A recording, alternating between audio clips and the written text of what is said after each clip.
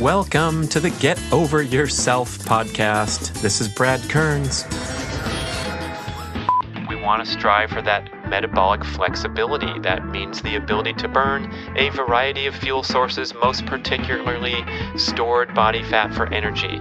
So that means a grand, fabulous transition away from the disastrous state of carbohydrate dependency that pretty much represents the standard American diet.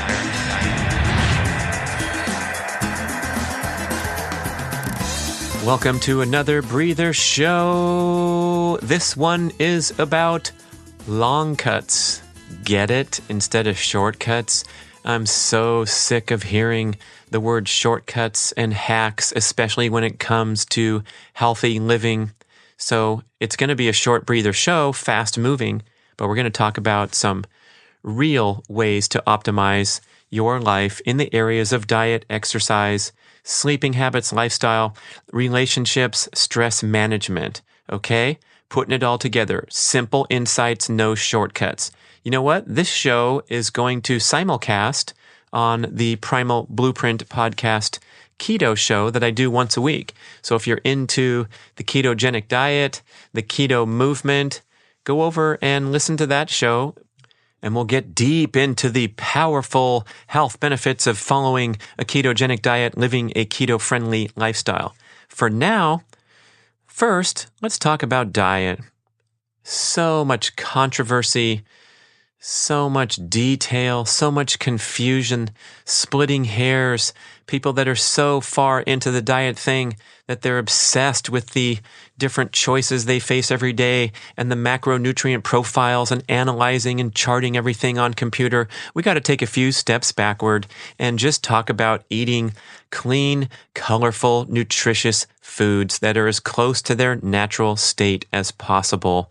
The great thought leaders like Michael Pollan writing his books that just talk about healthy, clean eating. And if it happens to be meat, yes, go source some delicious, nutritious, grass-fed beef. That stat is sticking in my mind from Wild Idea Buffalo and the visions on their website, wildideabuffalo.com, where you see these beautiful animals roaming free on the prairie and digging deeper, and noticed how they're harvested in a humane manner as compared to the unbelievable operation that is America's feedlot, concentrating animal feedlot operations. Oh my goodness, the filth, the disgust, the unhealthy environment and circumstances in which our mainstream animals are raised and slaughtered in these slaughterhouses. Read Fast Food Nation, a fantastic book by Eric Schlosser, also made into a documentary movie, and you can see, oh my goodness, the health risks and concerns when we talk about the packing houses and the conglomerates that oversee this mass production of beef for our enjoyment. Stat from Wild Idea Buffalo, 40 million cattle are slaughtered each year as opposed to only 60,000 buffalo. So considering switching over to buffalo meat, it tastes better. Why not? wildideabuffalo.com is your start. How about that for a commercial threaded into the content? Yeah, but eating clean, colorful, nutritious foods. Dr. Peter Attia, in my great show with him, episode number 2, he says, yeah, how about just eating stuff your great-grandmother could have eaten? Here's a guy in the very forefront of the science, deep into the ketogenic world for many years, and he spouts off that simple common sense insight. Instead of going deep into the particulars, just eat stuff that was around 100 years ago. Mainly, or most importantly for your health, is to ditch grains, sugars, and refined vegetable oils, especially the vegetable oil component. I want you to have zero tolerance for that from this day forward for the rest of your life. There's absolutely no reason to consume any of this. However, it's pervasive. It's everywhere. So you have to be very careful in restaurants. Ask for your meals to be cooked in butter instead of vegetable oil. Throw away any bottles that you see in your house or any of your friends and family's house. Don't even tell them you don't want to get into an argument. Just toss the stuff. Replace it with a bottle of avocado oil from primalblueprint.com. Also with diet, don't get so stressed about it. This condition of orthorexia is becoming more common among health enthusiasts, and that is an unnatural and unhealthy fixation with being perfect or being the highest, best dietary choice at all times.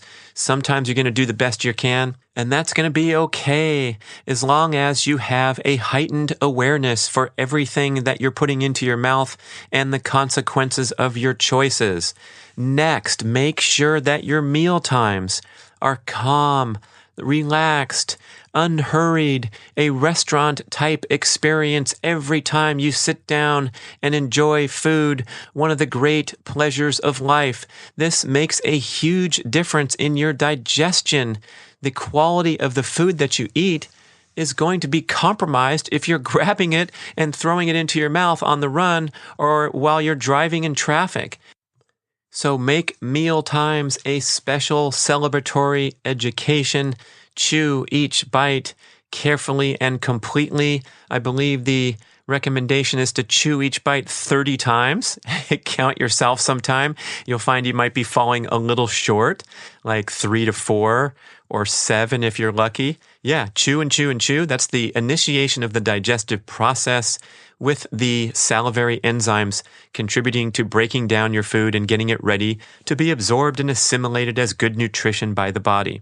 Also, strive to adhere to this digestive circadian rhythm. This is from the exciting new research from Dr. Sachin Panda at UC San Diego. He's all over the internet, has done some great podcasts with Dr. Rhonda Patrick, and his research has shown that it's an extreme health benefit to eat inside a maximum time frame of 12 hours a day.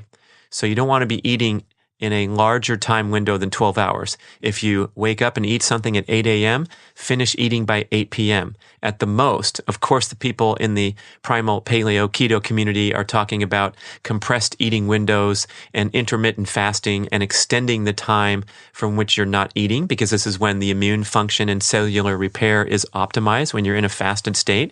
So people are striving to eat in 8-hour time windows, very popular practice, or even smaller time windows. Todd White, Dry Farm Wines, eats one meal every day. He eats dinner, and that's it. He doesn't eat.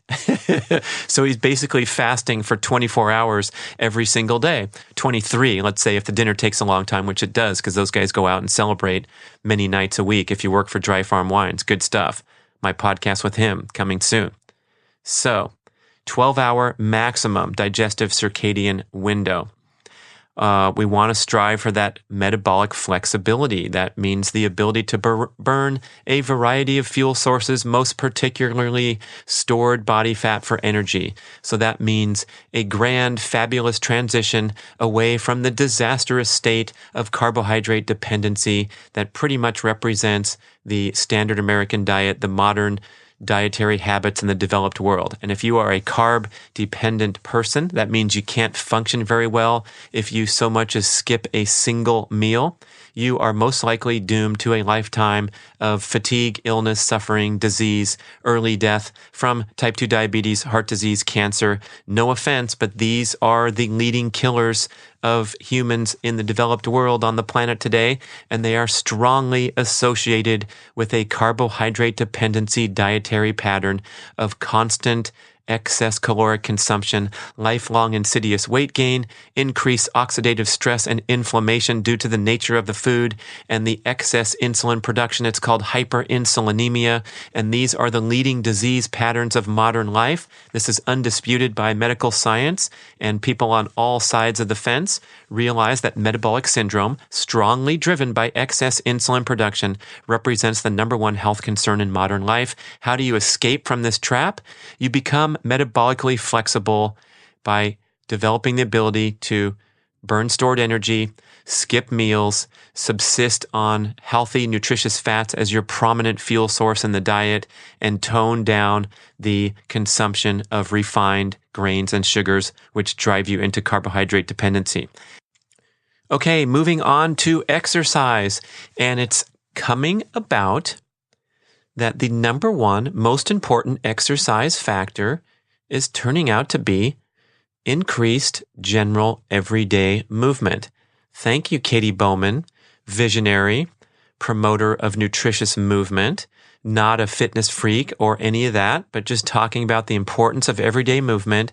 And those types of ideas are rising into prominence as very likely more important than doing actual workouts, more important than your gym membership, your weekly mileage, your commitment to these fitness protocols that are very narrow in nature, narrow in focus. Even if you're a CrossFit person, the broad-based fitness protocol in CrossFit is still just a workout. It's still only an hour of your day.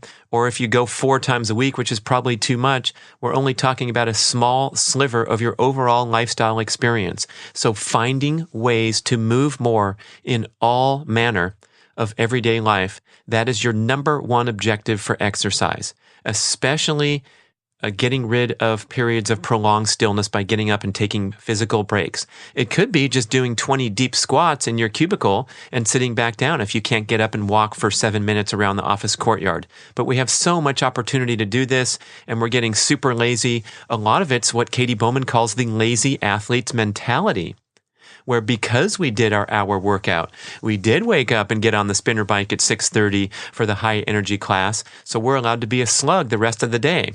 And this mentality is both conscious and subconscious. So the exercise population is at particular risk for something called the active couch potato syndrome. This is where people who have a devoted commitment to fitness nevertheless reveal the same disease patterns and risk factors as sedentary population. And it's because that 1 hour workout in the gym or on the road does not counteract a long commute, a desk job, and consuming your digital entertainment during your leisure time such that you're inactive for 20, 21, 22, 23 hours a day. Okay, so increasing general everyday movement, number one priority, more important than workouts. In tandem with that goal of just moving more every day is to be absolutely certain that you avoid anything resembling a chronic exercise pattern. This is so common in the fitness community where people get into it, they're having fun, they're getting that endorphin buzz after these high intensity spin classes or boot camps or CrossFit workouts or joining the running club and preparing for the upcoming half marathon or marathon. It's go, go, go. It feels great for a while, but what you're doing is you're overstimulating the stress response. So you are buzzed on stress hormones. You feel great. You have more energy. Life is good. You might even be losing some excess body fat, making all this progress in fitness. But if it becomes a chronic pattern, and that overstimulation of stress hormones will eventually trash your immune system, trash your endocrine function, and you will suffer from breakdown, burnout, illness, and injury. This is the dirty little best kept secret in the fitness industry. Vinny Tortorich talks about this on his show, Fitness Confidential, that people are exercising too hard, too strenuously. The trainers are guilty, the class teachers, the purveyors of exercise programs are all going for that low-hanging fruit of giving you that endorphin buzz and, of course, a nice balance to an inactive lifestyle. You get to the gym, you blow off some steam, you sweat, it feels good, but we have to step back and take a big picture look and realize that when you conduct high-intensity workouts, they have a high stress factor, so they require a lot of rest and recovery and general everyday movement in between. You don't need to do it 4 times a week. So toning down those high intensity or those strenuous workouts in favor of gentle everyday movement. As the Primal Blueprint principles communicate, your objectives for exercise, these are the genetically optimal exercise patterns, consists of moving frequently at a slow pace, lifting heavy things, and sprinting once in a while. That's the optimal fitness protocol based on the historical experience of our ancestors. So this moving frequently at a slow pace entails, walking around more, taking breaks, doing your squats, doing your flexibility drills, but also conducting structured cardiovascular workouts at comfortable aerobic heart rate 180 minus your age or less. Okay, pairing that with regular strength training sessions. They need not be long in duration. You can get a lot done in 15, 20, or 30 minutes, and you never need to exercise longer than 30 minutes during a strength workout, because if you do, you'll overstimulate stress hormones. Sprinting, brief duration, all-out sprints that give you that spike of adaptive hormones, hormones that help you get better and stronger in the future and delay the aging process. So pretty simple fitness protocol, not so time-consuming, but making a big difference. And that is going to be a part 1 finish line for Long Cuts to a Longer Life. We will cover the sleep, relationships, stress management techniques in a different show. Thank you for listening to this one. Get that diet and exercise dialed.